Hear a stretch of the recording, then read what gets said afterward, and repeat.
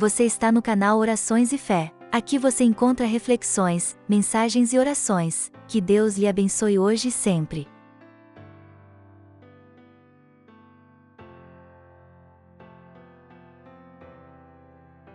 Eu aprendi desde muito cedo que a ação de Deus na nossa vida, ela é histórica. Ela acontece a partir da história que temos, do contexto onde estamos situados, porque Deus não perde a oportunidade de agir. Ele vai acontecer lá onde nós estamos plantados, de maneira, e é bom poder dizer isso, que ele vai acontecer na vida de todos nós com a mesma intensidade. Tudo vai depender das portas que nós abrimos para que esta ação venha se tornar concreta. O desejo de Deus agir na minha vida é igual ao desejo que Ele tem de agir na sua. Agora, Ele estará limitado de acordo com as condições históricas que nós damos para Ele. E hoje essa música fala justamente da ação histórica de Deus na nossa vida, através dos amigos. Agora, a maneira como eu cultivo amigos é diferente da sua. A maneira como você cultiva amigos é diferente, de repente, da sua mãe, do seu pai. E é interessante porque aqui se abre uma reflexão que nós precisamos fazer todos os dias. Quais são os vínculos que eu cultivo na minha vida? Quais são as pessoas que eu revisto de autoridade para participarem da minha vida? Quem é que naquela roda de amigos que eu posso dizer ter, ou às vezes nem tanto, né? Às vezes a gente tem mais conhecidos do que verdadeiros amigos. Quais são os amigos que estão realmente preparados para que Deus haja através deles em nós? A gente pode ter muitos conhecidos, mas nós precisamos ter verdadeiros amigos. E de preferência amigos que também sejam amigos de Jesus. Porque essa ação histórica de Deus nos falando, de Deus nos dando conselhos, de Deus nos orientando com sabedoria, vai passar por vozes humanas. São as vozes que ouvimos, são as vozes que têm alguma autoridade sobre a nossa vida, são as vozes que a gente acredita. Da mesma maneira como uma criança acredita na voz de sua mãe. Eu acho isso fantástico, minha gente. A primeira experiência de fé que nós fazemos na vida é no braço da mãe. É a primeira voz humana que nós escutamos e que depositamos confiança. Por isso que é tão saudável, né?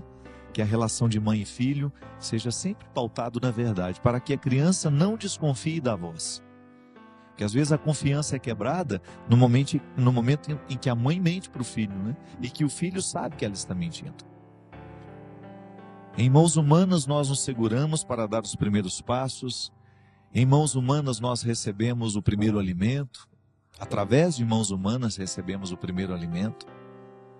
Em mãos humanas somos carregados nos braços, carregados ao colo.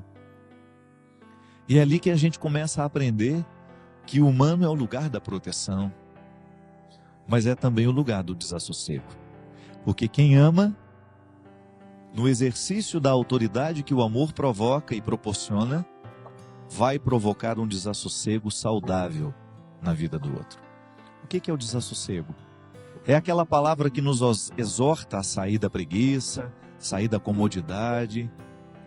É aquela palavra que quebra o conforto do ninho, porque ninguém pode ficar a vida inteira no confortável ninho que um dia nos foi preparado para a gente receber o mundo. O verdadeiro amor é aquele que vai expulsando aos poucos para que a vida ganhe autonomia. Uma mãe que quer ficar com o filho eternamente nesse ninho confortável e seguro, vai impedir a sua cria de assumir a autonomia. A psicologia nos ensina que o processo da autonomia nasce no momento em que a autoridade é exercida do jeito certo. Porque o amor consiste em acolher e também expulsar. O ventre, se você não fosse expulso pela força das contrações naturais do organismo que já não mais tolera a sua presença, por quê? Porque o tempo já acabou. O tempo da gestação terminou, Você já está pronto, com carne, ossos e sangue, e agora é hora de ser expulso do lugar do aconchego. É engraçado porque essa expulsão do ventre, ela vai acontecer depois que você já foi parido pela sua mãe, de outras formas.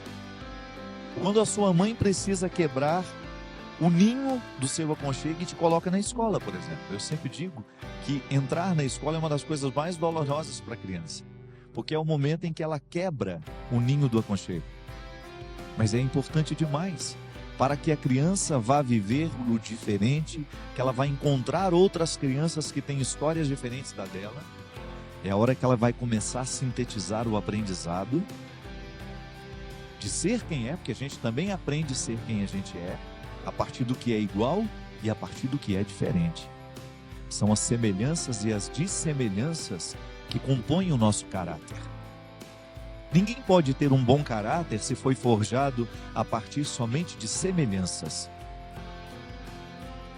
É a partir da dissemelhança também, é o encontro com a diferença. Isso é uma expulsão do ventre, que amadurece a criança. Ela vai começar a enfrentar as dificuldades sem a barra da saia por perto. E quando eu falo barra da saia, é porque nós somos criados dentro de uma cultura muito materna, né? Matriarcal, digamos assim. A mãe tem um poder muito grande dentro de casa, mas nessa saia o pai também está incluído. É a autoridade paterna, materna, tudo num pacote só. Ser expulso na hora certa é fundamental para que a gente possa assumir essa tal autonomia que vai nos encorajar para viver a vida com qualidade. Você pode estar pensando, eu já escutei tantas vezes essa palavra autonomia, mas o que isso significa? Autônomo, por exemplo, o trabalhador autônomo é aquele que trabalha por ele mesmo. Ele administra a que horas ele vai acordar, a que horas ele vai começar o trabalho, a que horas ele vai fazer o almoço e a que horas ele vai parar para o descanso depois da noite. O autônomo não tem chefe. Ele se chefia. Ele se administra. E o autônomo precisa ter uma responsabilidade dobrada, porque às vezes ter chefe é fácil. O chefe determina o que você tem que fazer, você cumpre aquilo ali, volta para casa, no outro dia recomeça a rotina de ser eternamente obediente a uma regra que lhe foi colocada. Só que tem uma dificuldade muito grande quando a gente precisa obedecer a nós mesmos. Não é fácil. Eu costumo dizer que a obediência a nós mesmos é mais difícil do que a obediência ao outro. Porque quando você tem uma vigilância, quando o outro está observando o seu comportamento, você acaba motivado para ter uma satisfação de ser reconhecido pelo outro, você acaba tendo um comportamento correto, porque você espera a aprovação do outro. Agora, na autonomia, não. E sabe como é que se chama essa aprovação que vem do outro? A heteronomia. Está no outro. Então eu me observo a partir do outro. Mas na autonomia é a solidão mais profunda que você pode experimentar, e você sendo o chefe, você se administra. E aí requer maturidade para acordar na hora certa, mesmo que ninguém esteja te vigiando, para fazer a sua disciplina ser coerente com os resultados que você quer alcançar. E é por isso, minha gente, que o processo da conversão e a vida em Deus é sempre um motivar a autonomia. Porque eu não tenho que ser cristão somente porque a igreja me vigia, ou porque o meu grupo de oração me observa, ou porque os meus líderes, eu quando morava no convento, ou porque meu chefe está me observando, quando era seminarista, porque o padre reitor está observando o meu comportamento. Está vindo de fora, é heteronomia. Não, eu tenho que respeitar a regra mesmo quando eu estou sozinho. Quando eu saio para uma viagem e não tem ninguém me observando, e eu nunca me perco, nunca me desprendo da consciência de ser quem eu sou e das regras que para ser quem eu sou, eu preciso cumprir. E aí eu compreendo que a regra é benéfica. Ela está favorável para que eu seja cada vez mais eu, com qualidade. A regra me ajuda na vivência da minha autonomia. A regra não é uma imposição externa, mas é um registro interior que eu tenho que me ajuda a ser coerentemente, que me ajuda a viver com coerência as minhas opções. Não esqueça de se inscrever e tocar no sininho, para receber uma notificação do YouTube, sempre que tiver uma mensagem nova por aqui. Deus lhe abençoe e ilumine hoje e sempre.